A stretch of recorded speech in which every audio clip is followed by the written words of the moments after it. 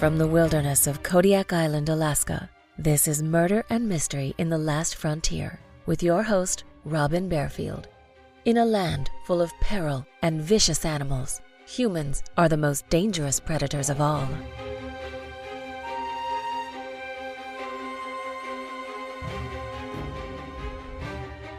In September 2000, Sheila Toomey, a reporter for the Anchorage Daily News, wrote a front-page story about 6 unsolved homicides in Anchorage. The article displayed the photos of the 6 victims. All were women. 5 were Native Alaskan, and 1 was African American. Nothing connected the victims, and police did not know if they were looking for 1, 2, or 6 murderers. Serial killer Joshua Wade eventually admitted that he murdered Della Brown, the last murder victim profiled in Toomey's article. Investigators believed Wade might have also killed some of the other victims. The police also found the murderer of Cynthia Henry, but the murders of the other 4 women listed in the article remained unsolved.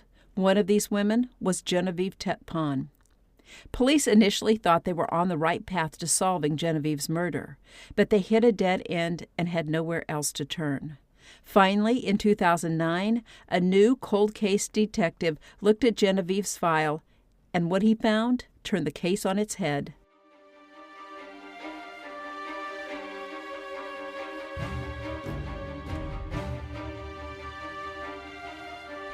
Welcome to Murder and Mystery in the Last Frontier. I'm your host, Robin Barefield, and I'm broadcasting to you from the heart of the Kodiak National Wildlife Refuge on Kodiak Island in Alaska.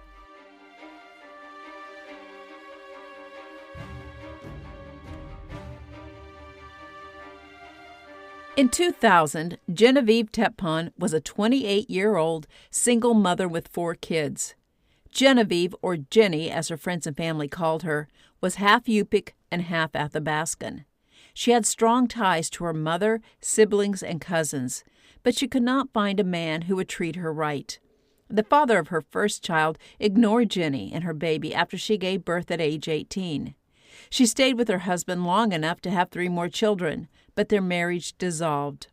In early 2000, Jenny got engaged to Ken Gessler, but she told her cousin that Ken was not a nice man, and Jenny's mother thought Gessler treated Jenny poorly. When Jenny learned Gessler was having an affair, she moved out of his apartment, and her mother helped her move into a new apartment. Her mother was relieved when Jenny told her she was through with Ken and ready to start a new life. Jenny's mother volunteered to take the kids for a few days while Jenny settled into her new home. On March 22, 2000, a delivery driver motoring down secluded Arctic Valley Road near Anchorage noticed some objects tossed off the steep bank along the side of the road. Snow covered the ground, but there were no footprints in the snow. The driver saw a sleeping bag and some bags of garbage, so he climbed down the steep bank to investigate. When he unwrapped the sleeping bag, he uncovered the body of a woman who had been stabbed in the torso numerous times. He quickly called the police, and homicide detectives responded to the scene.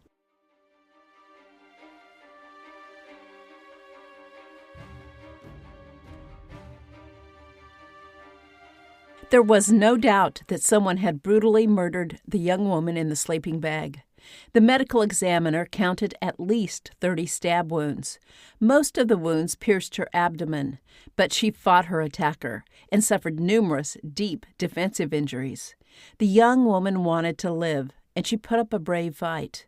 Because no footprints led down through the snow to the body, authorities concluded that 2 individuals swung the sleeping bag off the side of the road.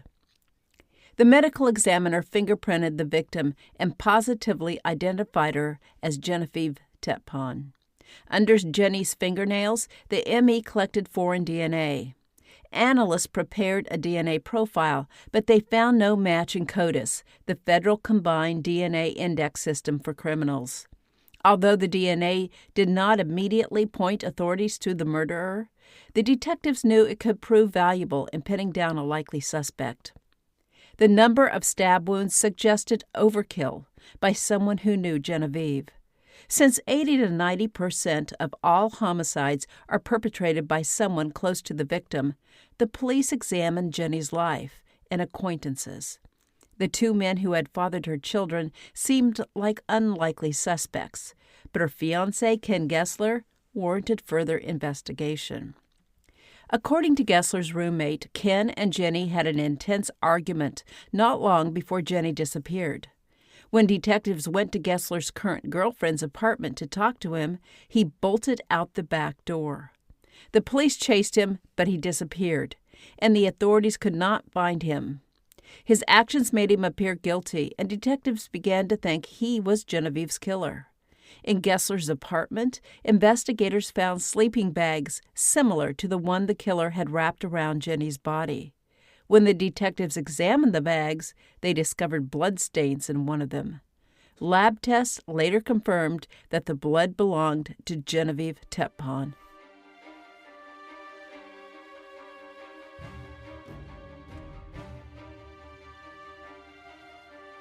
When detectives first recovered Jenny's body in the sleeping bag, they noted several trash bags at the scene, and they concluded that Jenny and the trash bags were thrown over the side of the road at the same time.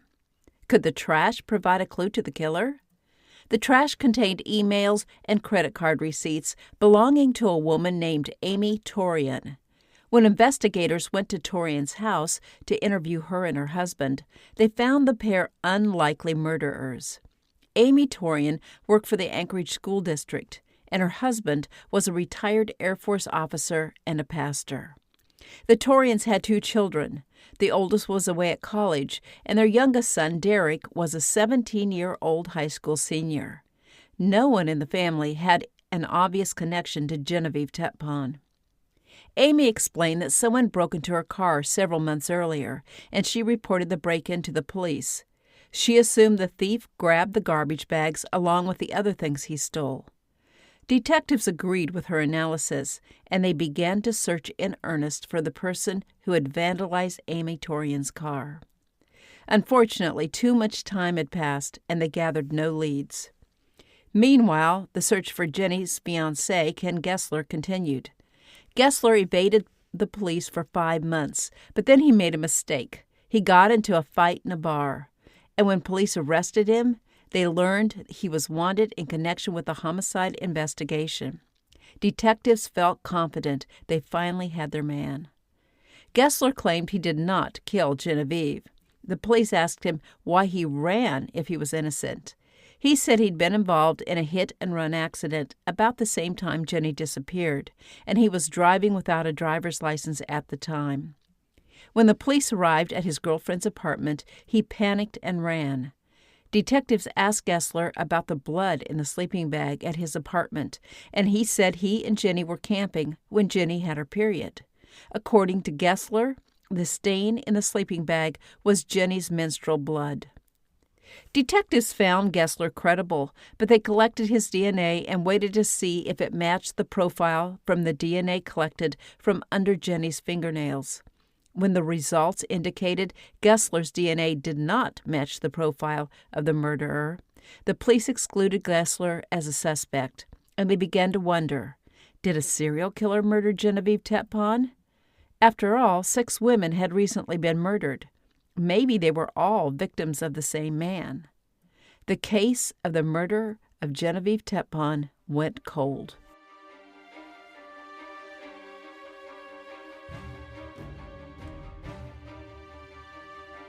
Let me take a break for a moment. The audiobook of my novel, Carlick Bones, is now available. This is an excerpt from the audio version read by Beth Chaplin. I curled into a ball in my sleeping bag, and I thought I heard someone call my name. I must have fallen asleep again and started dreaming. A few minutes later, I again heard a male voice yell my name. The voice sounded closer, but I couldn't identify it. I crawled from my bag and pulled on my extra tough boots. I unzipped my tent flap, climbed through the opening, and stood alert.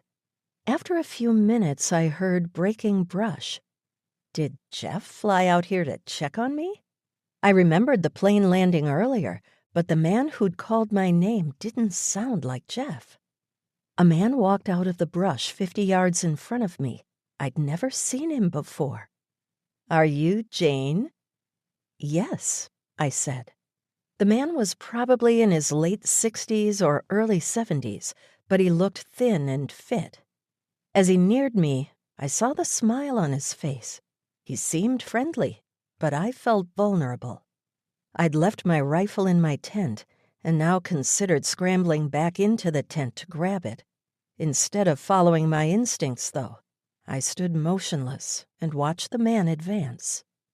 When he got within 30 yards of me, he lifted what I'd thought was a sturdy walking stick and pointed the end of it at me. "Stay right there," he said, and leveled the rifle at my stomach. My heart slammed in my chest. Who is this guy? "Do you know who I am?" he asked, as if reading my mind. This audiobook of Garlic Bones is available on audible.com or at amazon.com. Check the show notes for a link. As a promo, I have 25 free audiobooks available. If you would like a free book, send me an email and I will send you the code. This is first come, first serve, so email me as soon as possible. You can find my contact information in the show notes.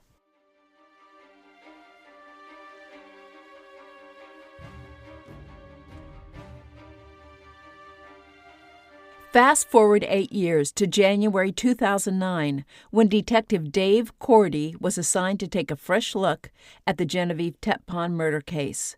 Cordy reviewed the dead ends encountered in the original investigation, but he found nothing new. He decided to take a closer look at the trash in the garbage bags, and he began to examine the emails and receipts. His hunch paid off, and he discovered something interesting. One of the emails and one of the credit card bills were dated after the thief broke into Amy Torian's car. The items bore dates in March 2000, and Amy Torian reported the break-in of her car in January 2000. The trash could not have been tossed off the side of the road by the thief. All along, the investigators believed the trash and Jenny's body were discarded simultaneously because they were found together.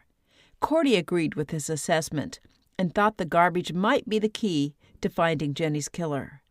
He decided it was time to take another look at the Torian family. Cordy first interviewed Amy Torian's husband, Arthur. He seemed truthful, and he willingly offered a DNA sample. The investigators found no match when they compared Arthur's DNA sample to the DNA collected from under Jenny's fingernails. The Torians had 2 sons. The oldest had been away at college at the time of Jenny's murder, but the youngest son, Derek, had been 17 years old. He'd been a high school senior who lived with his parents. Derek was now 27 years old and the father of 2 children. He coached football at a local Anchorage high school. When the police questioned Derek, he said he had nothing to do with the murder of Genevieve Tetpon. When detectives asked him if he would give a DNA sample, he hesitated a moment and then refused. He said he needed to contact his mother about providing a sample, and he said she would be upset if he gave it. The investigators found it odd, not only that Derek refused to provide a DNA sample, but also that he needed to get his mother's permission to give the sample. Derek Torian was an adult and the father of 2 children. Why would he need to get his mother's consent to give his DNA to the detectives? The investigators obtained a search warrant for Derek's DNA, and it was a match to the DNA from under Jenny's fingernails. His DNA also matched a sample collected from one of the zipper pulls on the sleeping bag.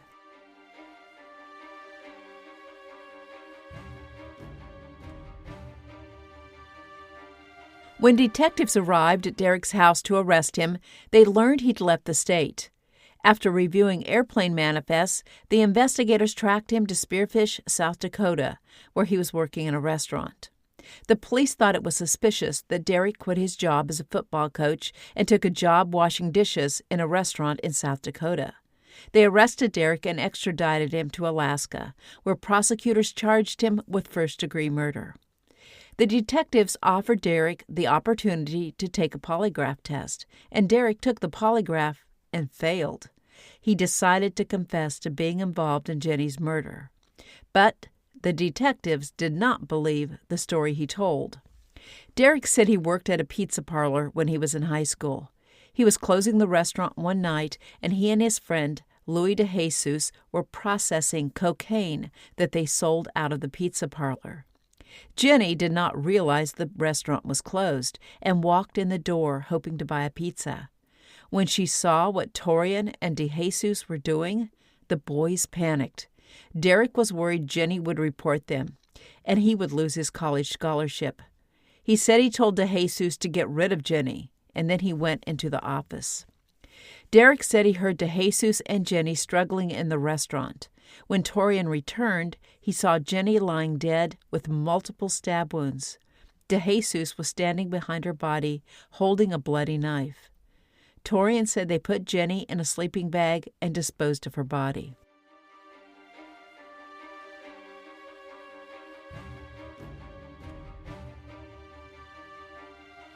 Derek Torian insisted it was Louis DeJesus who murdered Jenny.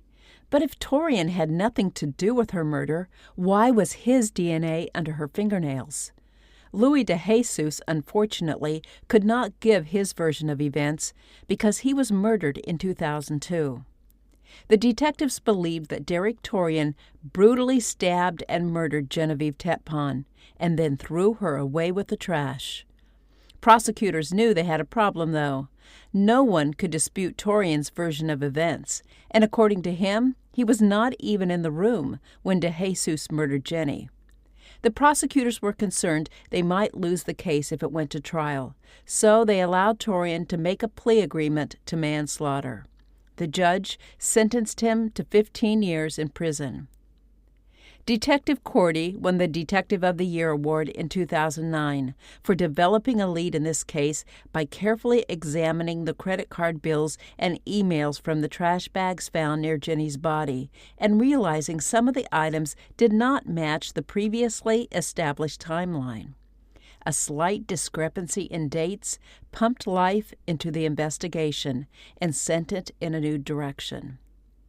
Genevieve Tetpon's family finally knew the terrible truth about what had happened to their loved one. But so many families never have an answer. As of March 2021, records showed 80 unsolved homicides of Indigenous women and girls in Alaska.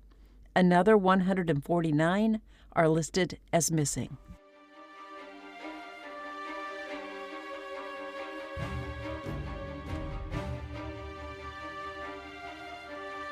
Thank you for listening, and thank you to my patrons for your support.